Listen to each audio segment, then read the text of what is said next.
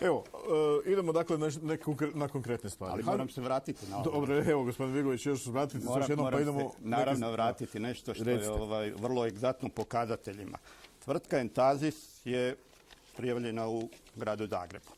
Do 2010. godine imala je jednog jedinog zaposlenog, gospodina Vinka Grgića. Neto isplaćena plaća je 4,5 tisuće kuna. Dobit i realizacija po godinama je vrlo mala. Evo, 2010. godina 447 tisuća kuna. Kad gospodin Vinko Grgić ulazi u SDP 2011. godine, to se penje na 2 milijuna i 900 tisuća kuna. I onda me zanima, s obzirom na realizaciju, na dobit ili slično, gospodin Vinko Grgić je rekao da je vrlo uspješan, da je u svom životu s malo godina stvorio dosta puno i svaka čast. Vila u kojoj živi 500-600 kvadrata sa bazenom, kuća za odmor na Strmcu, sve 5, stambeni blok u Zagrebu, u šumi Jelenovac.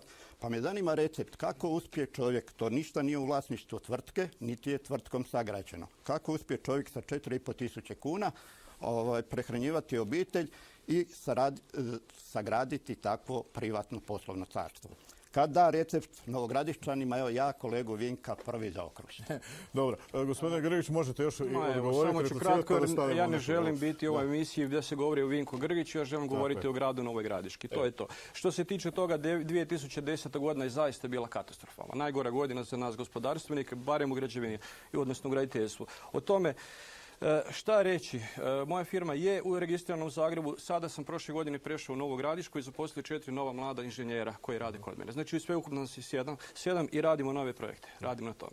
Neću ostalo govoriti o tome jer ne želim sudjelovati u priči o meni, već o nečem drugom. U redu, spustimo sada spustimo lopte sada sa osobne razine na Novu Gradišku, koja je zaista u problemima, bremenita, ima svega, malo ljudi radi.